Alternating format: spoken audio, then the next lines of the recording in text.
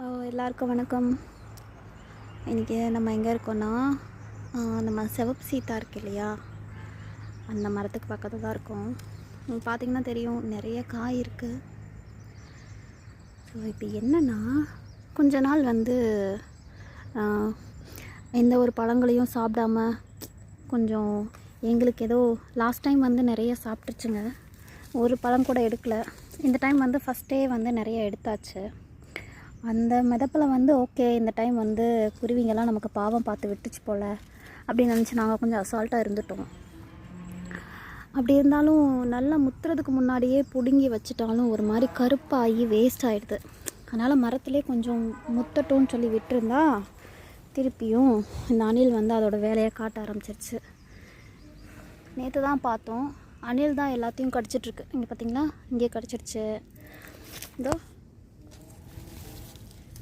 ஃபுல்லாக முக்கால்வாசி கடிச்சு சாப்பிட்டாங்க. சாப்பிட்றது பெருசு இல்லை, இந்த மரத்தை சுற்றி அந்த விதைகளை புறம் போட்டுட்டு போயிடுதுங்களா. அப்படி என்ன ஆயிடுதுன்னா, அடுத்து ஒரு செட்டு மரம் அப்படியே அந்த நாற்று ஃபுல்லாக இங்கேயே வளர்ந்துருது. அதனால் எடுத்து பெரக்கி வச்சிடலான்னு சொல்லி பெரக்கிட்டுருக்கேன் சிவப்பு சீத்தா விதைகளை. ஏற்கனவே நம்மக்கிட்ட நாற்று வேறு இருக்குது, சிவப்பு சீத்தா நாற்று போட்டுக்கோம் பேக்கெட்ஸில். ஸோ இதெல்லாம் விதைகள்லாம் எடுத்து வச்சோம் அப்படின்னா அடுத்து ஒரு செட்டு போடுறதுக்கு உபயோகமாக இருக்கும்.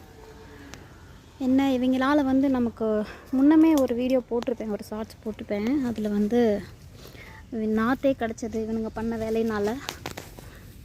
இந்த அணிலுங்க தான் ரொம்ப பண்ணுறாங்க. எங்கள் வீட்டுக்கு மேலே தான் ஓட்டு பக்கத்தில் தான் அணில் கூடு கட்டியிருக்கு. ராத்திரியெல்லாம் மேலே ஏறி ஆடுற ஆட்டம் இருக்கே, குடுக்குடுன்னு ஓடிக்கிட்டே திரியானுங்க.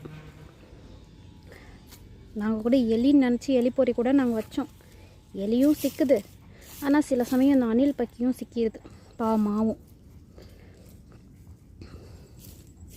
இதோ கீழே கிடக்கிறத இந்த விதைகளை புறத்தி இப்போ எடுக்கலை அப்படின்னா அடுத்து தண்ணி பாய்ச்சும் போது இது பூரா தனியாக முளைச்சி வந்துடும். இந்த மாதிரி உங்கள் தோட்டத்தில் நடந்திருந்தது அப்படின்னாலும் எனக்கு கமெண்ட் பண்ணுங்கள். நமக்கு கொஞ்சம் நிறைய விதை கிடைக்கும்.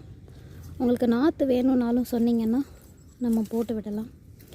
எங்கக்கிட்ட நல்லா சிவப்பு கொய்யா நாற்று, முள் சீத்தா நாற்று, அப்புறம் சிவப்பு சீத்தா நாற்று, குண்டுமல்லி நாற்று இதெல்லாம் இருக்குது. நிறைய அமௌண்ட்டில் கிடைக்காது, எல்லாத்துலேயும் ஒன்று கிடைக்கும். கொஞ்சமாக தான் இப்போதைக்கு போட்டிருக்கோம். தேங்க்யூ.